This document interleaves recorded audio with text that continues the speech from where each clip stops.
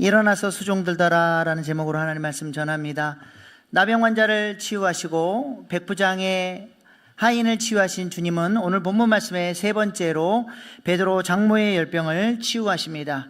왜 마태는 다른 복음서와 달리 이 순서대로 예수님의 치유 사건을 배열했을까요? 여기에 마태가 전하고자 하는 메시지가 담겨 있습니다. 첫 번째 나병 환자는 환자 본인이 믿음으로 예수님께 나와 간청함으로써 기도 응답을 받은 사건이라면, 두 번째 치유는 환자 본인이 한 게 아니라 그 환자를 사랑하는 다른 사람, 백부장이 그를 위해서 기도함으로써 치유를 받았습니다. 그리고 오늘 본문의 세 번째 치유는 예수님께 치유를 강구하지 않았는데도 불구하고 예수님이 직접 찾아가셔서 치유를 해 주신 사건입니다.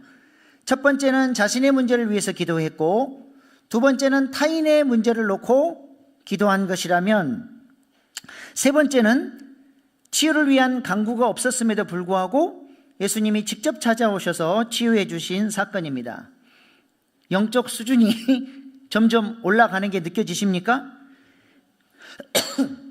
그렇다면 왜 우리 주님께서는 강구도 하지 않은 베드로 장모의 열병을 치유해 주셨을까요? 여기에 마태가 전하고자 하는 메시지가 있습니다.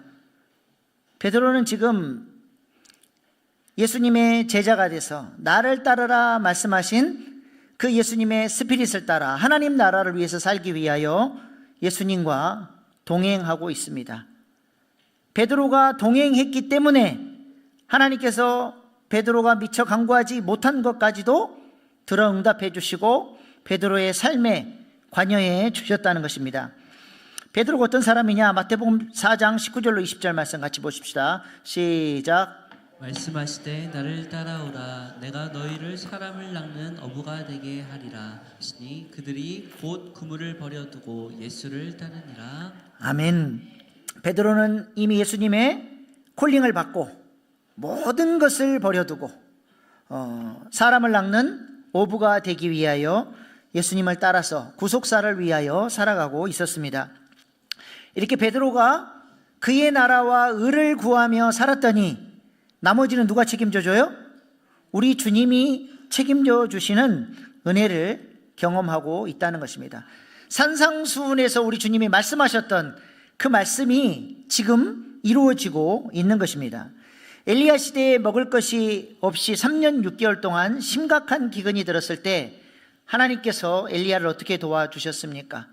엘리야는 하나님의 메신저로서 하나님을 위해서 일하고 살아가니까 하나님께서 까마귀까지 동원해서 엘리야가 먹고 살 수 있도록 일용할 양식을 제공해 주셨다는 것입니다. 하나님 나라를 위해서 살면 하나님이 그 인생을 붙들어 주시고 책임져 주신다는 것이죠. 예수님은 제자들을 세상에 파송하면서 전도할 때 뭐라고 말씀하셨습니까? 마태복음 10장 9절로 10절 시작.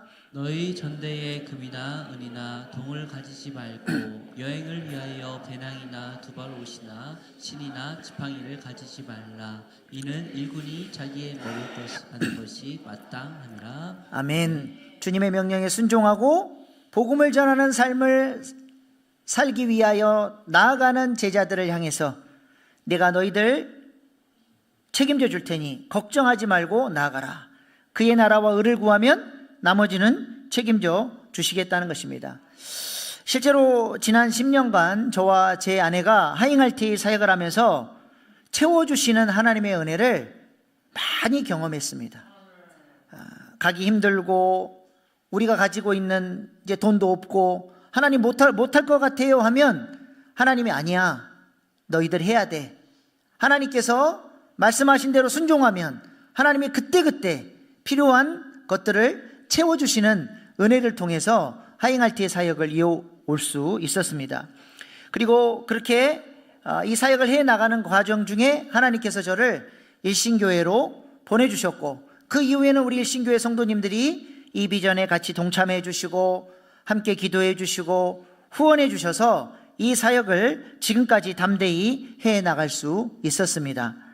우리 성도님들도 함께 이제 숟가락을 얹어서 이 구속사에 쓰임받는 일에 같이 동역하고 있는 것입니다. 후원해 주신 모든 성도님들께 다시 한번 감사를 드립니다. 이렇게 우리가 전도하고 선교하고 어떻게 하든지 하나님 나라를 위하여 살려고 애를 쓸 때 하나님께서 우리 교회를 복주시고 우리 성도들의 삶을 책임져 주시리라 믿습니다. 스위스 알프스 산에 가면 라브리 공동체라는 곳이 있습니다. 이 공동체가 세워지게 된 계기는 유럽 땅의 자유주의 신학이 밀물듯이 몰려들면서 살아계신 하나님을 잃어버리고 영성을 잃어버렸어요. 성경책을 향해서도 이것이 하나님의 말씀이다가 아니라 이 안에 하나님의 말씀도 있다. 진짜는 성경을 싸고 있는 가죽이 진짜다. 그렇게 말할 정도로 신앙이 무너져 버렸어요.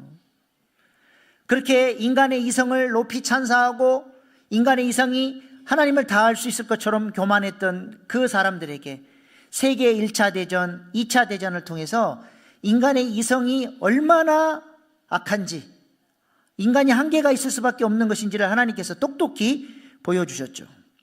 이 전쟁으로 인해서 유럽의 젊은이들은 삶의 희망을 찾지 못하고 방황하며 살게 되었습니다. 그때 프란시스 셰퍼 박사님이 그의 아내와 함께 라브리 공동체를 설립함으로써 하나님은 지금도 살아계신다. 믿는 자들을 돌보시고 함께 하시고 은혜를 주신다.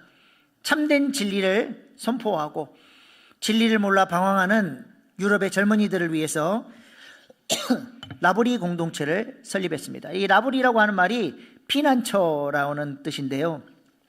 실제로 유럽의 많은 영적 배고픔을 가지고 방황하던 젊은이들이 이 영적 피난처에 와서 많은 도움을 받았습니다. 하나님께서 주신 사명을 감당하기 위해서 인적이 드문 스위스 산에다가 이 공동체를 설립하고 하나님께서 명하신 사역이시니 하나님께서 우리를 책임져 주실 것이다. 전적으로 하나님의 공급을 믿고 이 공동체를 운영하면서 찾아오는 청년들을 무료로 먹이고 재워주면서 하나님의 말씀을 가르쳤습니다.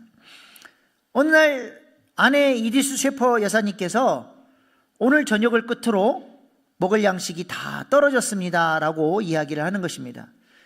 이 깊은 산 속에서 먹을 것을 구할 수도 없으니까 두 부부가 하나님께 기도할 뿐이었습니다.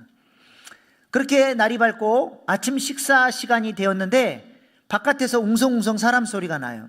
나가봤더니 한 무리의 청년들이 양손에 먹을 것을 들고 라브리 공동체를 찾아온 것입니다.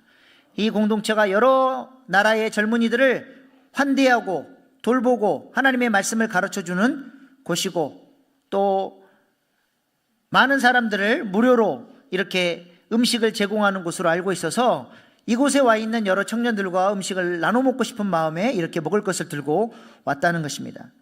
셰퍼 박사님은 그 청년들에게 질문합니다. 어디서 오셨습니까? 영국에서 왔습니다.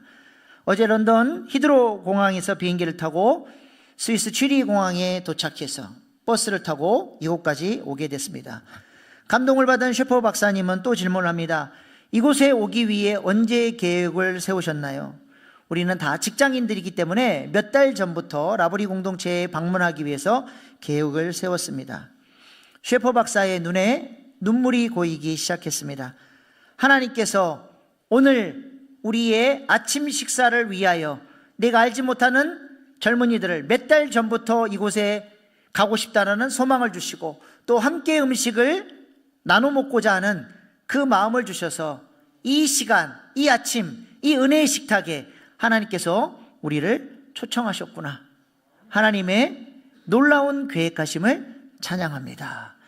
이런 감동적인 이야기가 라브리 이야기라는 책에 기록되어 있습니다.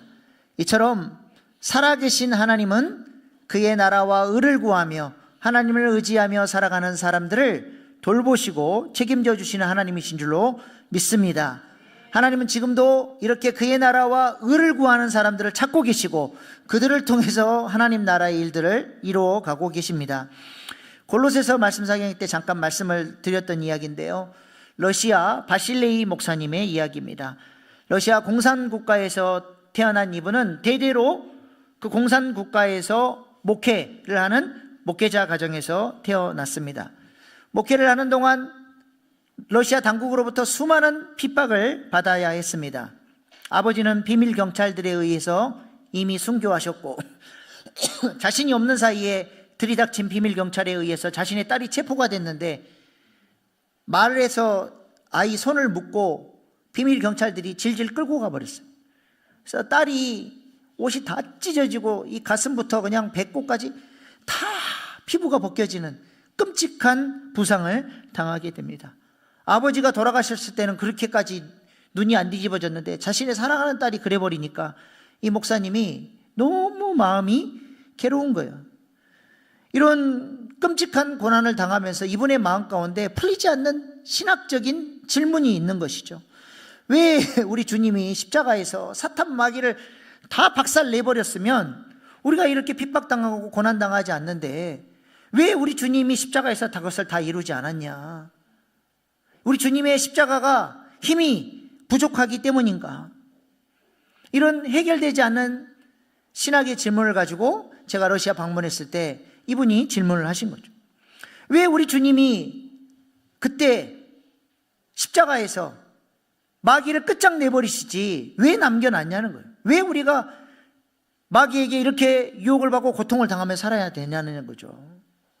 창세기 3장 15절 말씀 보십시다. 시작.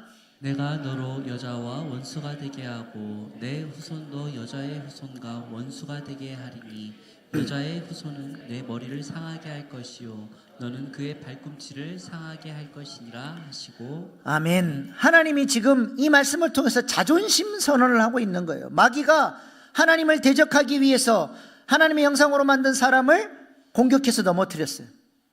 하나님께서 그때 사단의 머리를 깨버렸으면 벌써 역사가 끝났죠. 근데 하나님께서 자존심 선언을 하는 거예요. 마귀에게. 네가 넘어뜨렸던 이 사람들 내가 다시 일으켜서 너 머리를 깰 것이고 너를 사로잡아서 복종케 할 것이다. 그래서 우리 주님이 지금도 하늘 보좌에 발등상 없이 보좌에 앉아 계신다 그러잖아요. 옛날 고대 전쟁에서 이기면 적 왕을 사로잡아다가 우리 왕 발 앞에 무릎을 꿇게 해요. 그러면 우리 왕이 머리에다 발을 딱 올려서 발등상 삼으면 전쟁이 완전히 끝났다. 너는 내 발 밑으로 들어왔다. 근데 우리 주님이 지금 원수를 사로잡아서 주님 발 앞에 무릎 꿇리기까지 지금 발등상이 없이 기다리고 계신대요. 누가 이 사탄 마귀들을 사로잡아서 주님 발 앞에 무릎 꿇려야 됩니까? 누가 해야 돼요? 우리가 해야 돼요. 교회가 해야 돼요. 이게 하나님의 자존심이에요. 그래서 교회가 비밀이고 교회가 소중한 것입니다. 교회를 통해서 어둠의 권세를 깨트리고 주님 발 앞에 무릎 꿇리기까지 우리 주님이 기다리고 계신다는 것입니다. 우리 주님은 지금도 이런 사람들을 찾고 계시죠. 그런데 많은 그리스도인들이 나는 예수 믿고 천국 백성 됐으니 내 마음 내 뜻대로 살다가 천국 가면 그만이다, 이런 식으로 살아간다는 거예요. 이것은 우리를 부르신, 우리를 구원하신 목적을 정면으로 반박하는 것이요, 구속사의 역사를 대적하는 생각이에요. 우리는 그냥 단순히 예수 믿고 천국 가기 위해 부름받은 게 아니라 사탄과 싸워서 이기는 여호와의 군대로 부름을 받았다는 거예요. 이 교회를 건강한 교회로 세워서 하나님께서 하시고자 하시는 그 구속사에 쓰임받는 사람들이 되어야 한다는 것입니다. 하나님께서 이런 사람들을 찾으시고 이렇게 그의 나라와 의를 구하며 살아가는 베드로처럼 그렇게 예수님의 스피릿을 따라 구속사를 위해 살아가는 사람들에게 하나님께서 베드로에게 주셨던 은혜를 주시고 구하지 않은 것까지 나머지 모든 것들을 책임져 주시고 복 주신다라고 하는 것입니다. 베드로가 받았던 이 복, 하나님 나라와 의를 위해서 살아가는 자가 누리는 이 복을 우리가 누릴 수 있기를 소망합니다. 두 번째로 예수님은 베드로 장모를 어떻게 치유하셨습니까? 오늘 본문 14절 15절 말씀입니다. 시작. 예수께서 베드로의 집에 들어가사 그의 장모가 열병으로 앓아 누운 것을 보시고 그의 손을 만지시니 열병이 떠나가고 여인이 일어나서 예수께 수종들더라. 아멘. 베드로의 장모가 열병으로 앓아 누워 있습니다. 의사인 누가는 또 이 병의 증상을 잘 봐요. 그래서 누가복음에 보면 그냥 열병이 아니라 중한 열병이래요. 열로 인해서 아주 상태가 위중한 상태라는 것이죠. 여기 열병으로 번역된 피레토스는 유대인들에게 이렇게 알려진 병이에요. 3주 4주를 고열로 앓다가 이거를 극복하지 못하면 다 대부분 죽어버리는 그런 병으로 알려져 있습니다. 학자들은 이 병이 아마 콜레라나 장티푸스가 아니었을까라고 추측을 합니다. 아무튼 이 열병을 우리 예수님께서 치유해 주시는데 어떻게 치유하셨습니까? 예수님께서 장모의 손을 만지셨죠. 여러분, 열이 펄펄 끓고 있는 사람을 보면 어디부터 손이 가요? 머리 얼마나 열이 많나 이렇게 이마에 손을 댈 텐데 우리 주님은 장모의 손을 잡아 주셨습니다. 이를 통해서 예수님의 이 따뜻한 마음, 위로하고자 하는 마음, 예수님께서 그 장모를 사랑하는 그 마음이 이 사랑의 터치를 통해서 전수되게끔 우리 주님이 손을 잡아 주셨다는 것이죠. 그래서 우리 교회에도 예배 마치고 나가면 제가 남녀노소 불문하고 악수를 해요. 그 하면서 제가 속으로 뭐라 그러면서 하겠어요? 빛이 있으라. 하나님의 축복이 하나님 이분의 삶에, 이분의 마음 가운데 흘러 들어가게 해주십시오. 축복하며 악수하는 것입니다.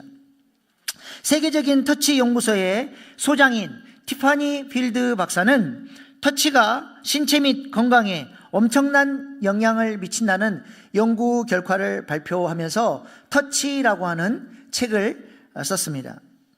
사람이 사람에게 줄 수 있는 가장 따뜻한 선물이 바로 터치라는 것이죠.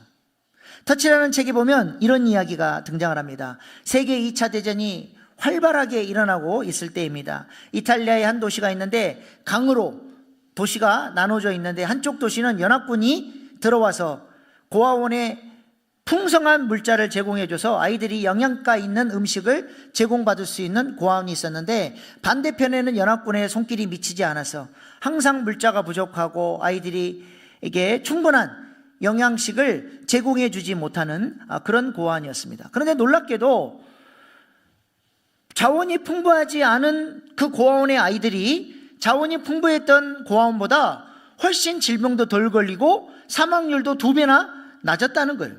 도대체 무슨 이유 때문에 그랬을까? 전쟁이 끝나고 학자들이 연구를 하기 시작했는데 여기서 이상한 점을 하나 발견합니다. 연합군의 손길이 닿지 않았던 그 고아원에는 미친 여자가 흘러들어와 있었던 것이죠. 전쟁에서 자신의 아이를 잃어버리고 정신을 잃어버린 여자가 방황하다가 고아원까지 흘러들어왔는데 아이들을 보니까 다 자기 자녀 같은 거예요. 그래서 이 아이도 사랑으로 안아주고 저 아이도 사랑으로 안아주고 사랑한다고 하고 막 품어주고 했더니 비록 자원이 부족하고 영양이 부족했음에도 불구하고 그 사랑의 터치로 엄마에게서 받을 수 있었던 그 사랑의 풍성함으로 인해서 아이들의 면역력이 올라가고 건강하게 자랐고 생존율이 훨씬 높았다라고 하는 것입니다. 우리도 우리의 자녀들을 사랑으로 그렇게 안아주고 자꾸 터치해 줄 수 있기를 소망합니다. 저도 우리 아이들 학교 갈 때, 올 때 아무리 피곤해도 바빠도 꼭 나가서 안아주고 오늘 하루 어땠어? 오늘 안 힘들었어? 이렇게 한번 안아주고 쓰다듬어주고 칭찬해주고 꼭 합니다. 그것을 통해서 이 사랑의 터치를 통해서 사랑이 흘러가는 것이죠.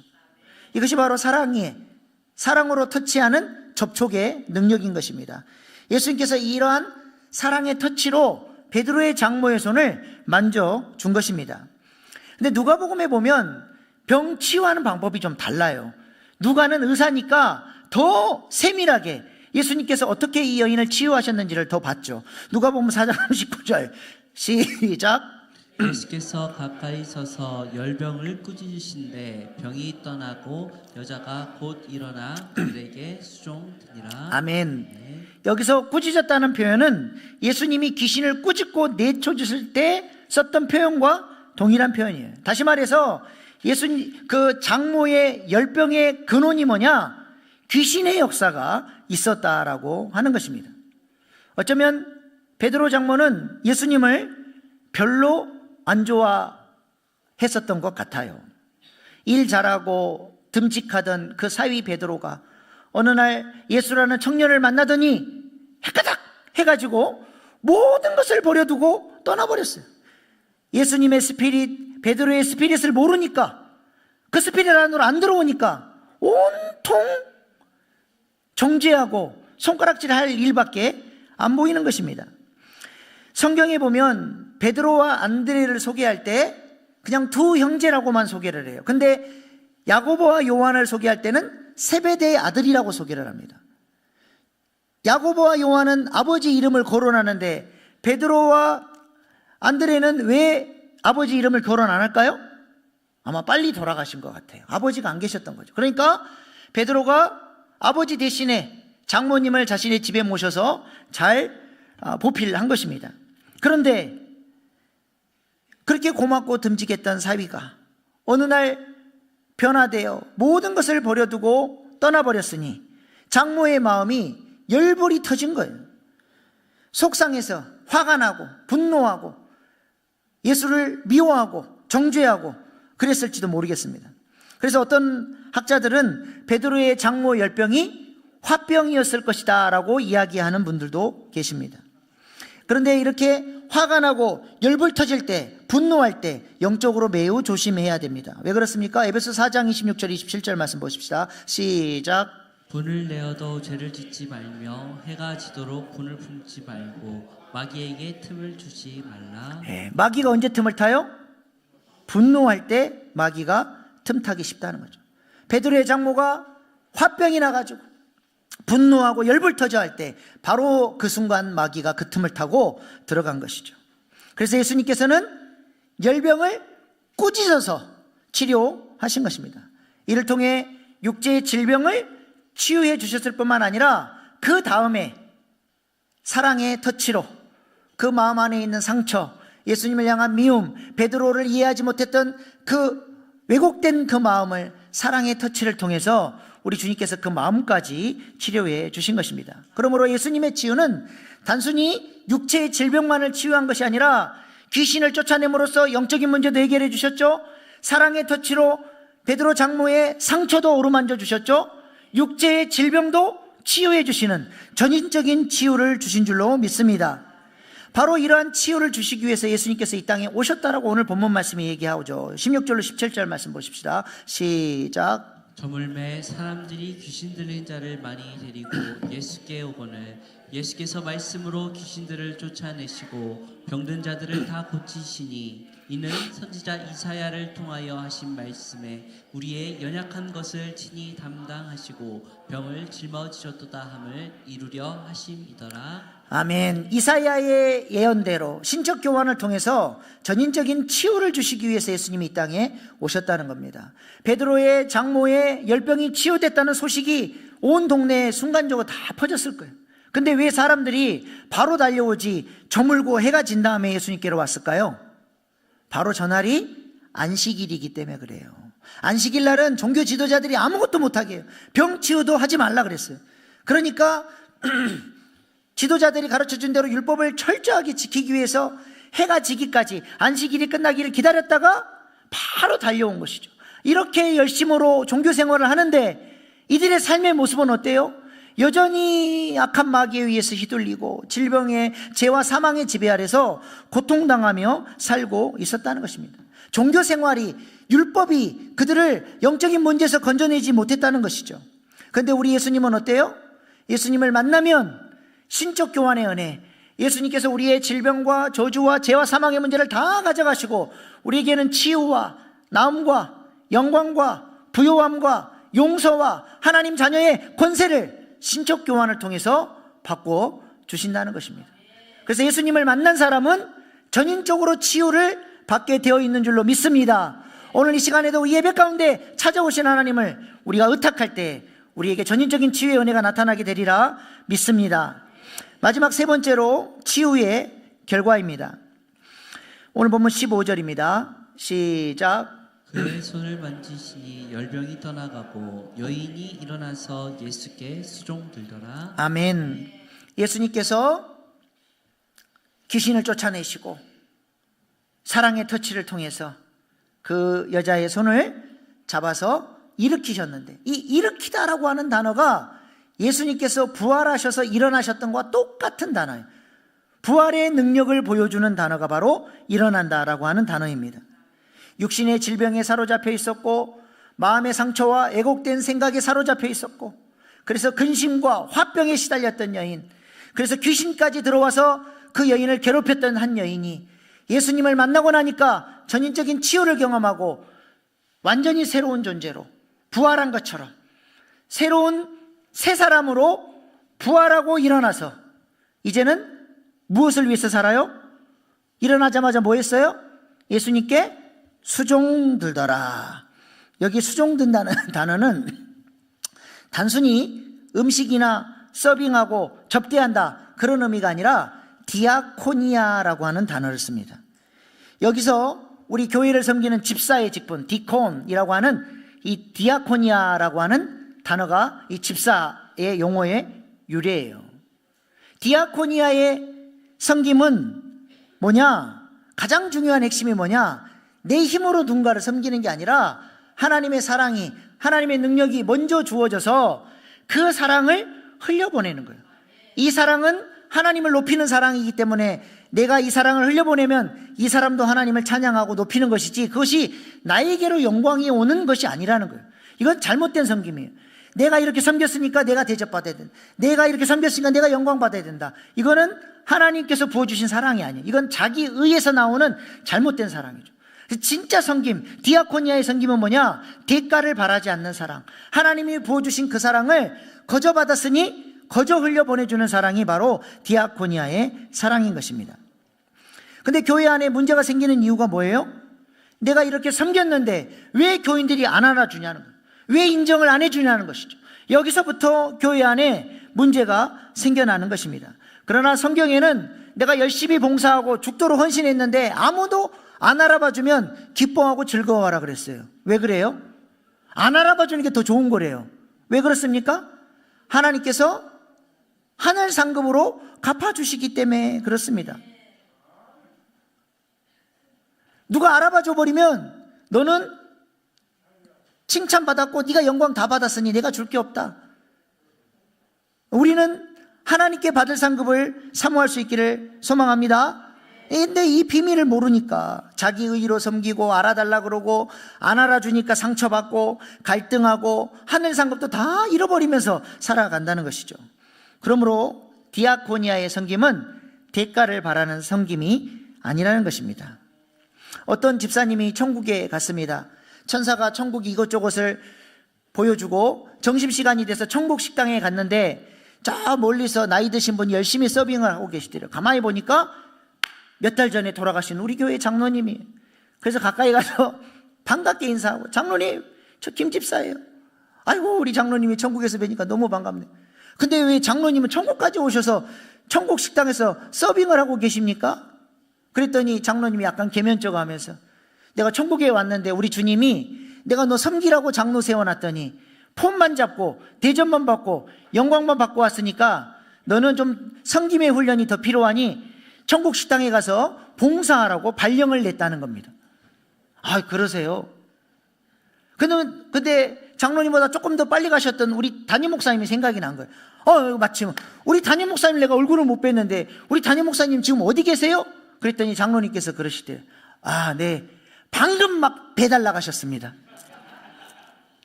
저도 정신 안 차리면 천국 가서 배달하게 생겼어요. 이거는 집사님 버전이고 목사님 버전이 또 있습니다. 목사님이 천국을 갔습니다. 예수님이 보좌에 앉아 계시는데 한 집사님이 천국에 들어오니까 예수님이 그냥 맨발로 뛰어나가서 끌어안고 수고했다고 칭찬해 주시고 위로해 주시고 그렇게 반갑게 맞아주시더래요. 조금 있다가 권사님이 오시니까 권사님도 그냥 똑같이 달려나가서 그렇게 끌어안아 주시고 환영을 해 주셨어요.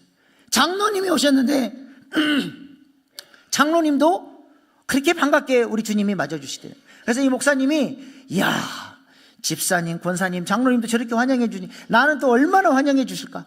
그래가지고 주님 저 왔어요 하는데 우리 주님이 자꾸 자기를 안 쳐다보고 딴짓을 하더래요. 화가 나서, 아니 주님 제가 왔다니까요. 아니 집사님도 권사님도 장로님도 그렇게 환영해 주시더니 왜 저는 환영 안 해 주십니까? 그랬더니 예수님이 의미심장한 표정을 지으면서, 내가 너 환영해 주려고 여기서 일어나서 너한테 나가면 잽싸게 와가지고 여기 네가 앉으려 그러지. 아주 의미심장한 이야기예요. 우리가 교회에서 섬긴다고 하나님 나라를 위해서 살아간다고 하면서 전부 자기가 영광 다 받아버려. 하나님 보좌 위에 올라가서 다 영광 받으면서 안 알아봐주면 성질내고 짜증내고 상처받고.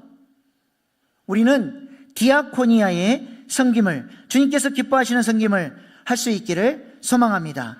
이름도 없이 빛도 없이 섬기는 그 사람들을 하나님이 사랑하시고 그들에게 베드로에게 주셨던 구하지 않아도 책임져 주시는 은혜로 함께해 주시고 그런 사람을 통해서 하나님 나라를 이루어 가신다는 것입니다.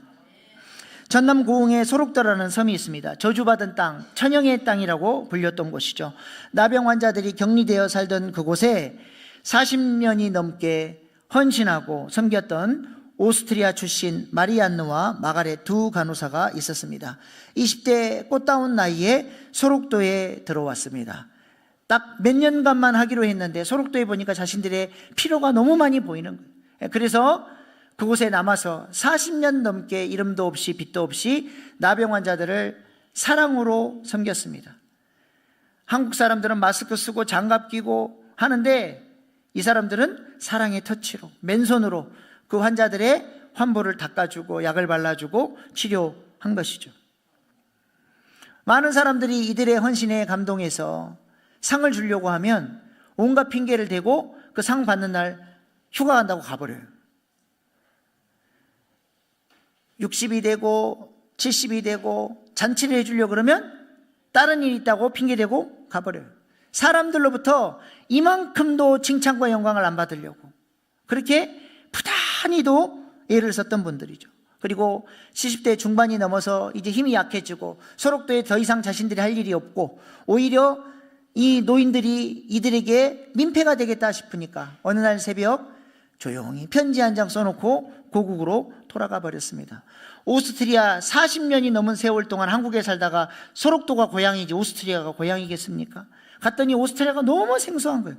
왜 갔어요? 그분들이 하나님 만나러 이제 죽음을 준비하기 위해서 떠나가신 거죠. 이분들은 오로지 하나님이 주실 상급, 그 나라의 소망을 바라보며 이 땅의 가치를 넘어서 하나님 나라의 가치를 바라보며 그렇게 이름도 없이 빛도 없이 섬겼던 것이죠. 그러니까 사람들의 칭찬과 영광의 목을 매지 않는 거예요. 나는 그 소망을 위해서 살아가고 나 환자들을 주님 대하듯 섬기며 살았다라고 하는 것입니다. 이 두 분에 대한 영상을 잠깐 보고 오늘 말씀 마치겠습니다.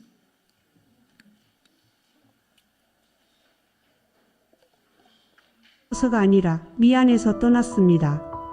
20대 꽃다운 나이에 한국 땅을 밟았다가 잃은 할머니가 되어서야 고향으로 돌아간 두 여인이 있습니다.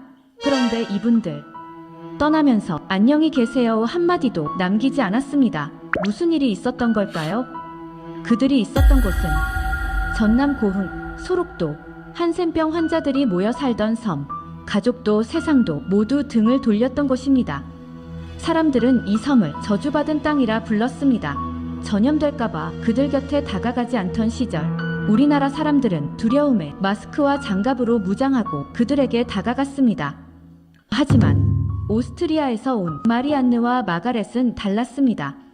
맨손으로 고름을 닦고 직접 밥을 먹이고 환자들의 이름을 하나하나 불러줬습니다. 그렇게 한센병에 대한 편견을 없앴습니다. 그러다 2005년 어느 새벽 두 분은 사라졌습니다. 방엔 편지 한 장만 남기고 우리가 아프면 오히려 짐만 됩니다. 더 이상 돌봐줄 힘이 없어질까봐 자신들이 부담이 될까봐 몰래 떠난 겁니다. 월급 한 푼 받지 않고 43년의 청춘을 바치고도 남긴 말은 이것뿐이었습니다. 사랑할 기회를 줘서 고마웠습니다. 가진 걸 다 주고도 짐이 될까봐 미안해하며 떠난 사람들. 진짜 사랑은 이렇게 조용히 사라지는 걸지도 모르겠습니다. 기도하겠습니다. 하나님은 하나님과 동행하며 하나님 나라를 위해 헌신할 자들을 찾고 계십니다. 하나님은 이런 사람들을 복주시고 그의 삶을 책임져 주십니다. 베드로의 집에 찾아오셔서 가족의 문제를 해결해 주셨던 그 은혜가 우리에게도 있기를 소망합니다. 예수님은 우리를 전인적으로 치유하시기 위해 오셨습니다. 예수님을 통해 우리의 죄와 사망의 문제가 해결되고 예수님의 사랑을 통해 우리의 마음이 치유되며 우리의 육신의 질병도 치유해 달라고 이 시간 기도하십시다. 우리의 섬김이 자기 의에 의한 섬김이 아니라 하늘 상급을 바라보며 이름도 없이 빛도 없이 섬기는 섬김 되게 해달라고 오늘 주신 말씀 붙들고 주여 3번 부르고 결단의 기도로 나가시겠습니다. 주여 주여 주여.